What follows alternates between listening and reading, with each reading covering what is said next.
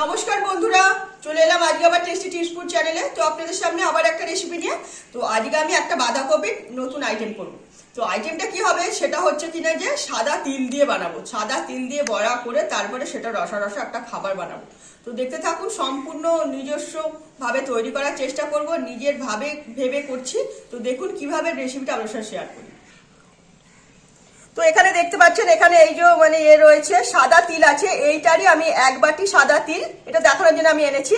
তো এই সাদা তিলটাই আমি এই ছোট বাটিটার এক বাটি নিয়েছিলাম, সেইটাই আমি এখানে এই যে পেস্ট করে রেখেছি। পেস্ট করা রয়েছে এখানে একটা মাঝারি সাইজের থেকেও ছোট পেঁয়াজ কুচানো রয়েছে।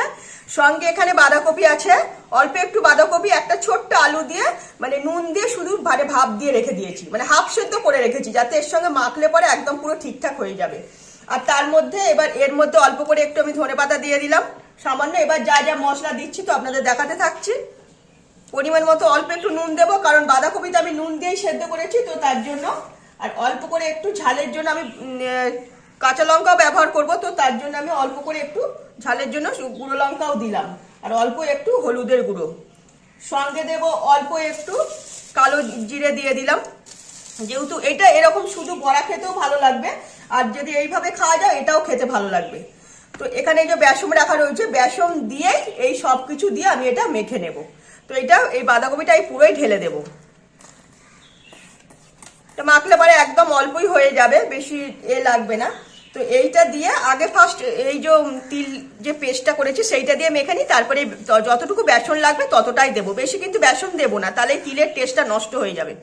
সম্পূর্ণ নতুন রেসিপি, অবশ্যই একবার বাড়িতে ট্রাই করে দেখতে হবে। এই দিয়ে কিন্তু ভাত খেতে কোনো কথা হবে না, এটা এইভাবে ভাজা খেতেও ভালো লাগবে, আবার ভাজার থেকে যে রান্না করে খেলে পরে তাহলে তরকারির মতন হয়ে যাবে, তো ভাতটা খেতে আরো বেশি ভালো লাগবে। তো সেই ভেবেই তৈরি করছি। তো তারপরে এবার কি দেবো দেখাই। তারপরে হচ্ছে কিনা যে এই যে এবার বেসন রেখেছি পরিমাণ মতো, পরিমাণের থেকে অল্প করে বেসন দিচ্ছি, দেখতেই পাচ্ছেন। ভর্তি পুরো বেসন ছিল, একটু কম ছিল, এইটুকুই দিলাম। এইটা দিয়ে আমি এবার ভালো করে মেখে নেব। দেখতেই পাচ্ছেন আমি পুরো একদম মেখে নিয়েছি সবকিছু দিয়ে, অল্প একটু সাদা তিল আবার উপর থেকে ছড়িয়েও দিয়েছি।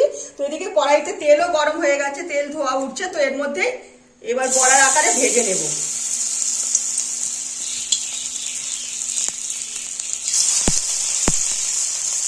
বেশ একটা ঝাল ঝাল খাবার, বেশ এরকম ভাবে শুধু বড়া ভেজেও খাওয়া যেতে পারে গরম ভাত দিয়ে, সেটাও ভালো লাগবে। কিন্তু একটু খাবারটা একটু তরকারি মতো করে নিলে সেটা তো আরো বেশি, ভাতটা বেশি খাওয়া যাবে। তো সেই বুঝে তৈরি করে নেব।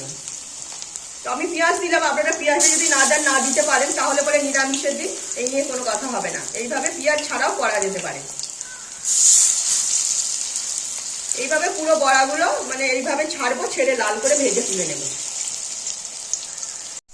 তো দেখতেই পাচ্ছেন বড়াগুলো এক পিঠ উল্টে দিয়েছি।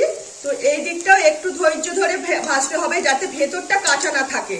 তো ভেতর কিন্তু কাঁচা থাকলে পরে আর ভেতর নরম থাকলে বড়াগুলো কিন্তু ভেঙে যাবে। একটু কম আঁচে ভাজলে পরে তাহলে ভেতর থেকে পুরো শক্ত হয়ে ভাজা হয়ে আসবে। তো এইভাবে আমি সবকটা বড়াকে ভেজে তুলে নেব।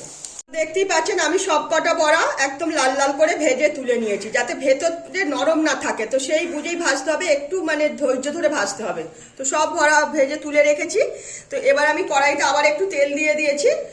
তো এর মধ্যে একটা শুকনো লঙ্কা, একটা তেজপাতা, আর অল্প গোটা জিরে, অল্প পাঁচফোড়ন, আর দারচিনি, লবঙ্গ, এলাচ ফোড়ন দিয়ে দিলাম। ফোড়নটা একটু ভাজা করে নেব। তো ফোড়নটা ভাজা হয়ে গেছে। তো এখানে সবার ফার্স্ট আমি এখানে যে একটা টমেটোকে আমি পেস্ট করে রেখেছি, এর মধ্যে দুটো কাঁচা লঙ্কা দেওয়া রয়েছে, অল্প একটু আদা রয়েছে। টমেটো, কাঁচা লঙ্কা, আদা এটা পেস্ট করা রয়েছে। টমেটোটা অবশ্যই আমার সেদ্ধ করা ছিল, তো সেইটাই আমি ছেড়ে দিলাম এর মধ্যে।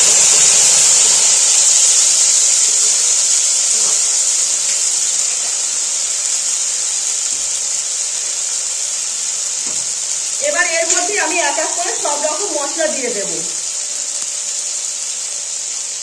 এক চামচের কম হলুদ গুঁড়ো দিলাম, একটু ঝাল ঝাল খাবার, নিরামিষ তরকারি যেহেতু, তো একটু লঙ্কার গুঁড়ো দিলাম, যেহেতু লঙ্কা বেটেও দেওয়া রয়েছে কাঁচা লঙ্কা। এক চামচ জিরের গুঁড়ো দিচ্ছি, এক চামচের একটু বেশি সামান্য ধনের গুঁড়ো দিলাম। একটু ঝাল ঝাল খাবার, তার একটু ঝালটা বেশিই দিলাম। আর সঙ্গে দেবো ব্যালেন্স মতো নুন দিয়ে দিলাম।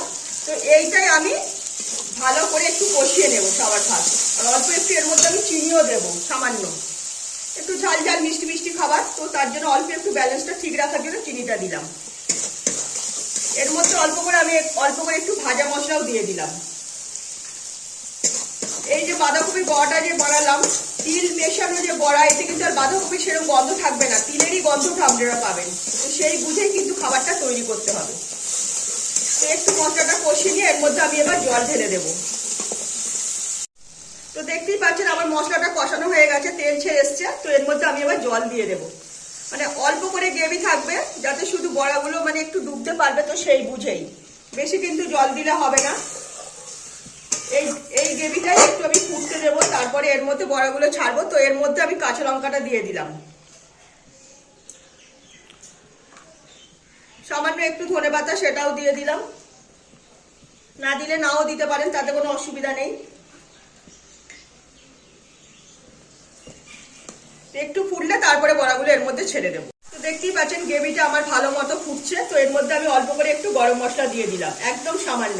তো এর মধ্যে কিন্তু আমি ঘি দেবো না, কারণ ঘি দিলে পরে এই যে তিলের যে টেস্টটা না, তিলের টেস্টটা নষ্ট হয়ে যাবে। তো আমার সবকিছু উপকরণ দেওয়া হয়ে গেছে। এবার এই যে ভেজে রাখা বড়াগুলো এর মধ্যে ছেড়ে দিলাম, একটু 2-1 মিনিট ফুটতে দেবো, তারপরে এটাকে নামিয়ে নেবো। একদম খাবারটা দেখতেই পাচ্ছেন আস্তে আস্তে গাঢ় হয়ে যাচ্ছে, তো একদম গাঢ় হয়ে গেছে।